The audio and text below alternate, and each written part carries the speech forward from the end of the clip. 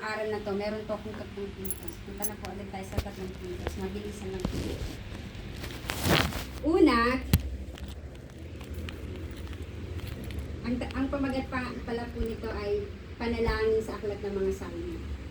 Una, ang panalangin ay tunay na pakikipag-usap sa Diyos.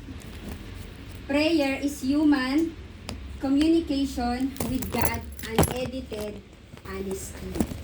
Ibig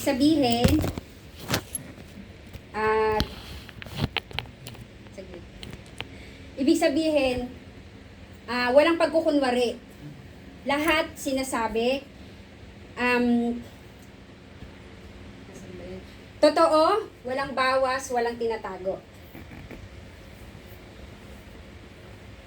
Dito po sa Salmo, makikita natin yung bayan ng Diyos, yung mga lingkod niya, sinasabi nila lahat-lahat sa Panginoon. Kapag sila ay masaya, nagpupuri sila. Kapag sila ay malungkot, sinasabi nila sa Panginoon. Kapag sila ay nabibigatan, idinadaing nila to. Kapag natatakot, derechahan, nagdududa, derechahan silang nagtatanong sa Panginoon. At makikita po natin, ang isa sa halimbawa dito ay si David. Si David po, si Haring David, isa po siya sa mga sumulat ng aklat ng Salmo. Mas marami po siyang naisulat dito. Meron din po isulat dito si Moses, yung angkan ni Korah, si Solomon, at si Asaph. So si David po, isa po siya sa makikita natin na sa kanyang pananalangin dito sa aklat ng Salmo, makikita natin na yung openness, yung yung communication niya sa Panginoon. Kapag nasasaktan siya, kapag nagdududa, hindi siya nagtatanong sa Panginoon, derechahan, hindi siya nagkukunwari. Mababasa natin yung sa aklat ng Salmo chapter 13. Sabi dito, Panginoon, hanggang kailan niyo ako kalilimutan? Kalilimutan niyo ba ako magpakailanman? Makikita natin dito, ang dami niyang tanong sa Panginoon. Hindi siya nagpapaligoy-ligoy. Sinasabi niya lahat sa Panginoon, yung nararamdaman niya. Binubuhos niya yung laman ng puso niya. Kapag siya ay nagkakasala, di ba po sa aklat ng Salmo 51, hindi siya nagdadahilan. Inaamin niya sa Panginoon, nagkamali ako, nagkasala ako, wala siyang tinatago. Hindi siya nagre-reason na, ay, Lord, ganito lang naman yan eh. Sinasabi niya sa Panginoon na nagkasala siya at nagpapalinis siya. Kapag siya ay natatakot, sa aklat ng Salmo chapter 27, sabi doon, though an army may encamp against me, my heart shall not fear. Though war may rise against me, in this I will be confident. Makikita natin dito na kahit natatakot siya, andun pa rin yung pagtitiwala niya sa Panginoon. Hallelujah. Sinasabi niya, hindi ako matatakot, bagamat maraming kalaban. Pero naniniwala siya na ang Diyos ay kasama niya. Dahil ang Diyos ay tutulungan siya. Hallelujah. Derechahan. Pinapakita dito na yung pag tayo ay lumalapit, nananalangin sa Panginoon, gusto ng Panginoon na maging totoo tayo eh. Hindi yung pinapalamutian natin lang yung mga sinasabi natin. Madalas po kasi, di ba tayo, pag nananalangin natin, akala natin, iniisip natin na parang okay lang ako. Pero ang totoo, hindi naman talaga tayo okay. Hindi natin sinasabi lahat sa Panginoon kung ano talaga yung nilalaman ng puso natin. Parang, siguro dahil iniisip natin,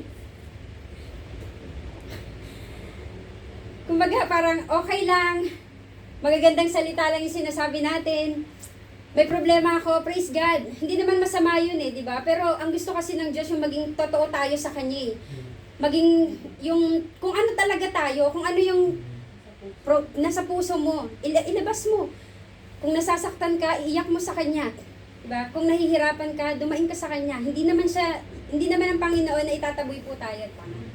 Hindi naman tayo itatabi ng Panginoon, ayan ka na naman, kakalapit mo lang kanina, lalapit ka na naman. Hindi naman po ganun ang Diyos sa atin. Diba? Gusto nga ng Diyos na tayo lumalapit sa Kanya. Diba sabi nga po niya, kung napapagod tayo, lumapit tayo. So hindi tayo tatabi ng Panginoon. Ang gusto lang ng Panginoon ay maging totoo tayo sa Kanya. kilala tayo ng Panginoon. Kilala po niya tayo. Pero gusto niya na magsasabi pa rin tayo sa Kanya. Parang sa mga anak lang natin yan, di ba po? Kilala natin yung mga anak natin. Pero gusto natin na maging open yung mga anak natin sa atin. Kapag may problema sila sa pag-aaral, gusto natin na ino-open nila sa atin yun. Kapag mayroon na silang nililigawan o may nanliligaw na sila, ayaw natin na naglilihim sila sa atin. Ganun po yung gusto ng Diyos na open tayo sa Kanya. Kasi siya yung ating Ama. Alam niya na tao tayo. May damdamin tayo, nasasaktan tayo, napapagod tayo. May kahinaan tayo. Hindi niya tayo tatapoy, hindi niya tayo papagalitan. Ayan ka na naman, ikaw kasi, yan ka na naman. Lalapit ka na naman. Hindi po siya gano'n. Ang katapatan ay hindi kawalan ng respeto, sa halip ito ay pinakamataas na anyo ng tiwala. Kaya wag po tayong parang nag-aalinlangan na lumapit sa Lord. Ito na naman ako, magsasabi na naman ako sa Lord, ganito na naman yung problema ko. Hindi po. Pag tayong matakot, maging totoo po tayo sa Kanya. Kung ano yung nasa puso natin, yun yung ilabas natin. Gaya ni David, kung ano yung nasa puso niya, yun yung nilalabas ng bibig niya sa panalangin. Nilalabas niya sa Panginoon.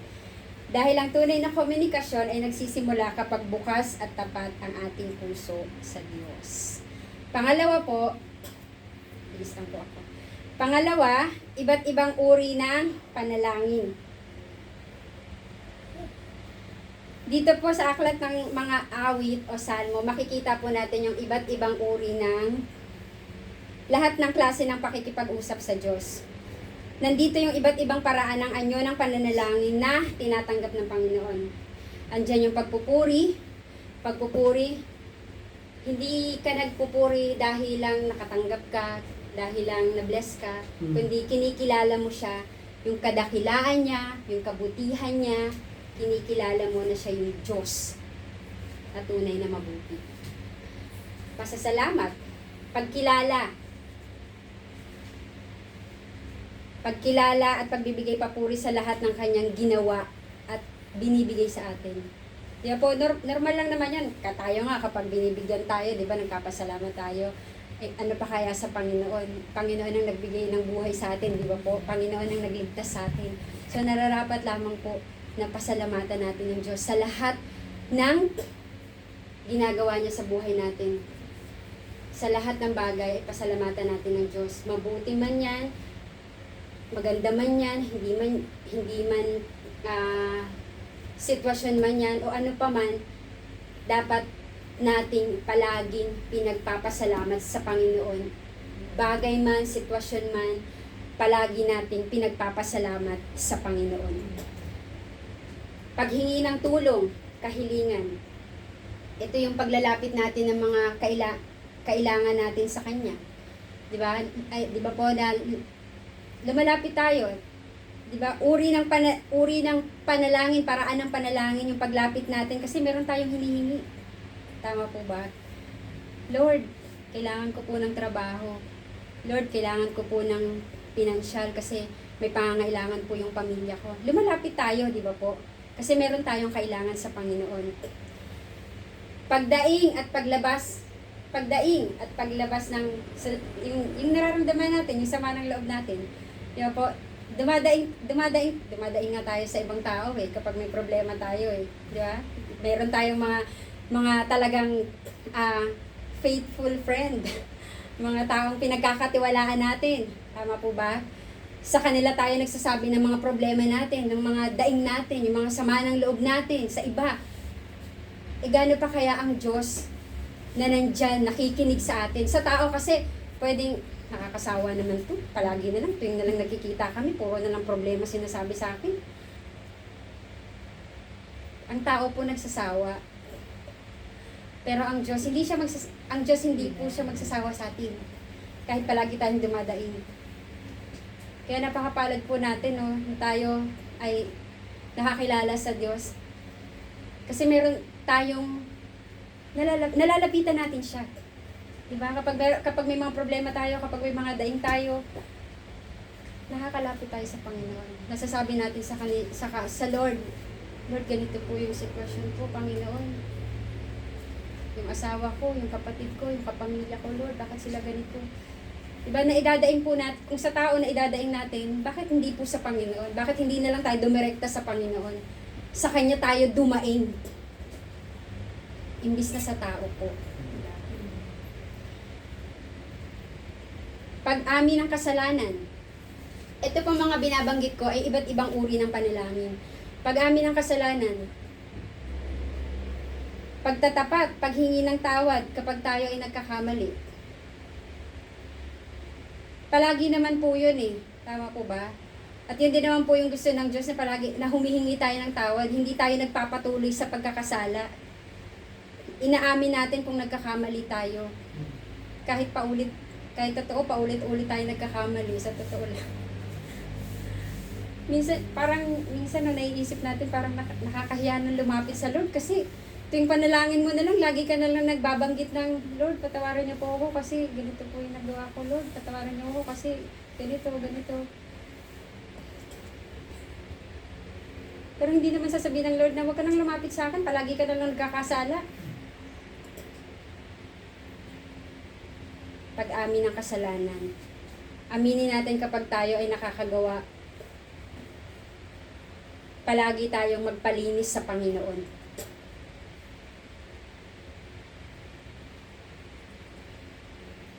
Palagi naman po yun, di ba? Tuwing nananalangin tayo, part po yun ng prayer, di ba po? Yung prayer, yung meaning ng prayer, pastor? Yung prayer, adoration, confession, di ba? Yung confession po, lagi naman po yun eh.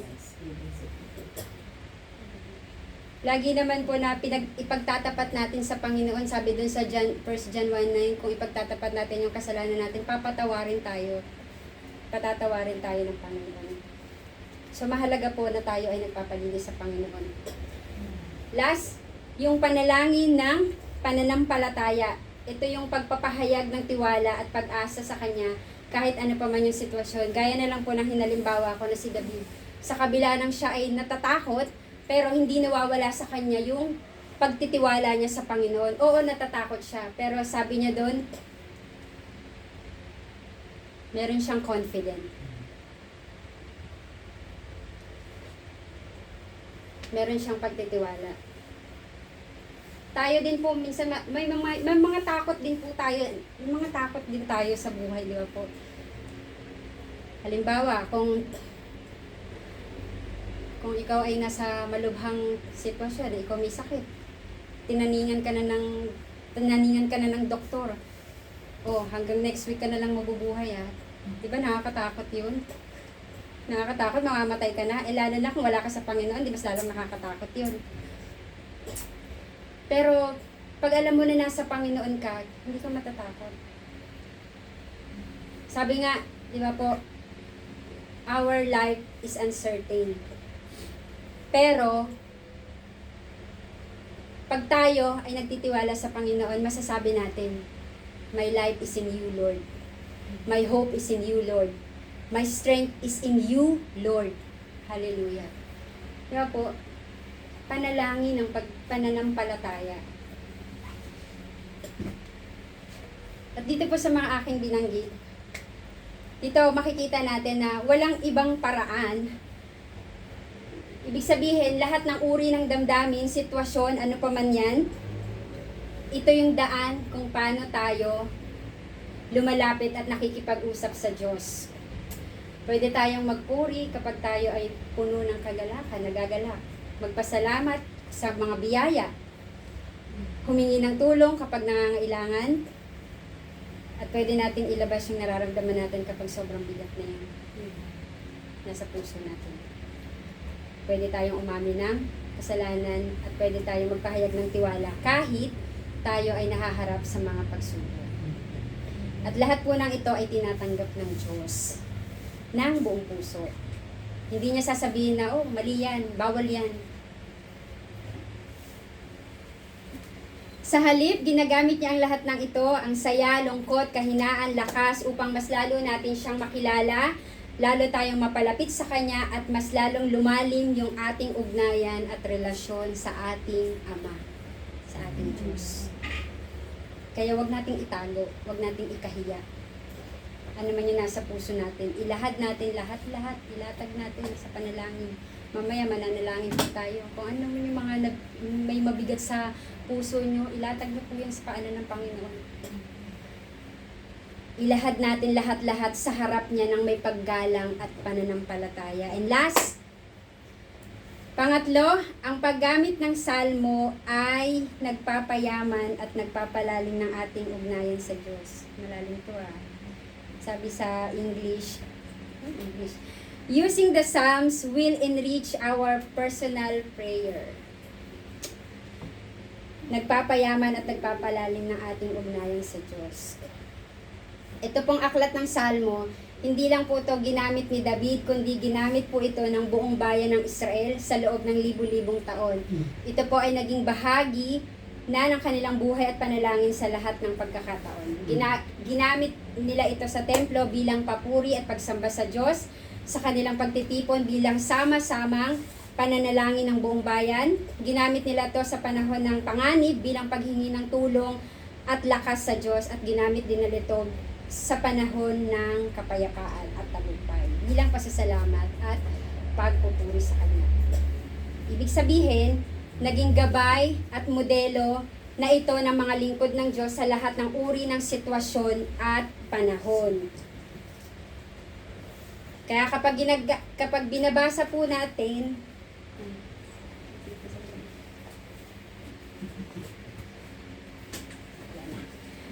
pag binabasa po natin itong aklat ng awit, mas lumalawak po yung ating pananaw.